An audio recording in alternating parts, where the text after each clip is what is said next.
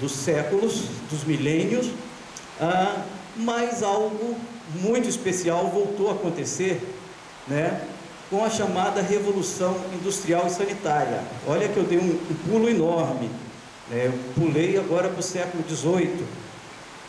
Às vezes fala-se só da Revolução Industrial, as máquinas, a produção em série, e a possibilidade de um crescimento econômico como não havia antes, mas esquece-se que o crescimento populacional humano, a explosão demográfica humana, está fortemente ligada à revolução sanitária, ao conhecimento, entendimento de como as doenças acontecem, como elas são transmitidas, como elas podem ser evitadas e como elas devem ser tratadas.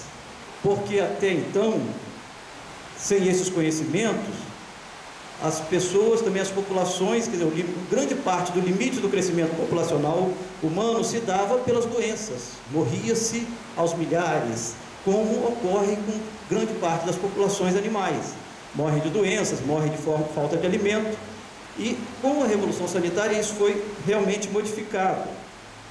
Revolução Industrial e Sanitária criaram então as bases para a nossa chamada explosão demográfica.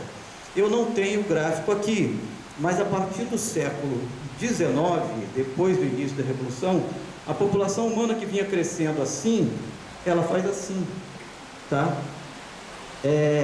Foi um crescimento abrupto. O crescimento da população humana, especialmente no século XX, é realmente impressionante, sem precedentes, né? Então nós chegamos à casa dos 7 bilhões de habitantes no planeta Terra, e naturalmente que 7 bilhões de habitantes comendo e utilizando os recursos naturais das mais diversas formas. Evidentemente que alguns utilizando muito mais do que outros. Por exemplo, a demanda energética de um norte-americano típico, né, é milhares de vezes superior a determinados indivíduos, determinadas culturas africanas.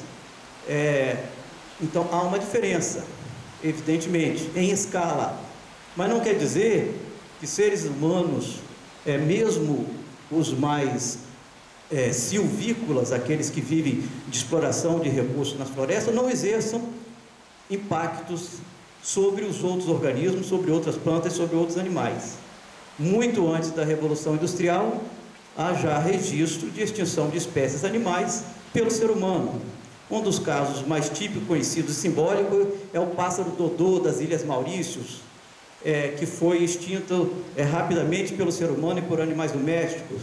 A vaca marinha, que era do grupo do peixe-boi, por exemplo, foi rapidamente extinto logo depois de descoberto. Há uma série de outros exemplos. E antes disso ainda, acredita-se que a extinção da chamada megafauna,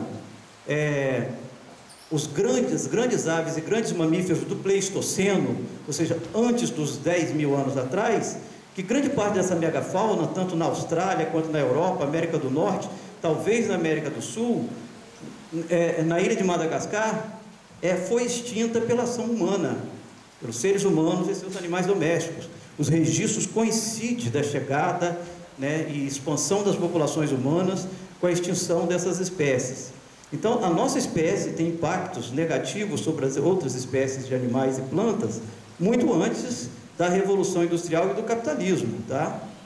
O capitalismo não é a origem de todos os males, é bom que se diga isso.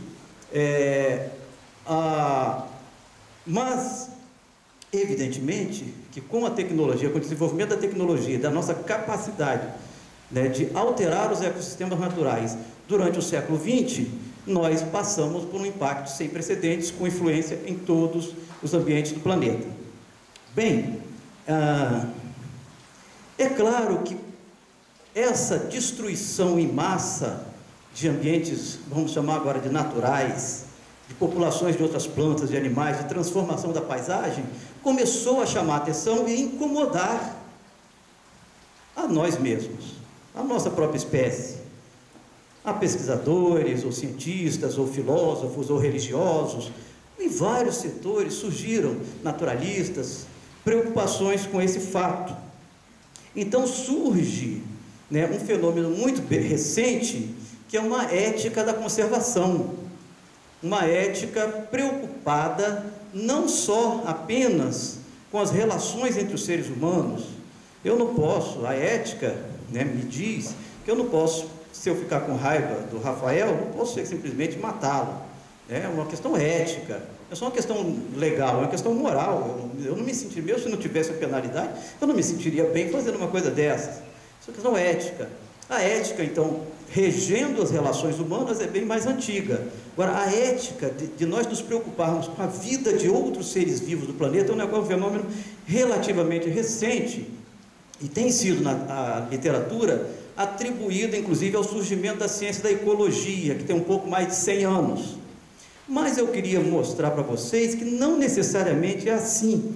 Eu achei, né, eu estou estudando um pouco aí os viajantes naturalistas, o Auguste de Saint-Hilaire, o francês, que a doutora Nanusa, com certeza, já leu muita coisa sobre ele, quando ele fez sua viagem ao Espírito Santo, por volta de 1820, ao passar pela região de Mestre Álvaro, na Serra, ele viu uma grande queimada e escreveu isso aqui sobre essa queimada, olha: árvores gigantescas, incendiadas pelo pé, tombavam com fragor, quebrando outras ainda não atingidas pelo fogo.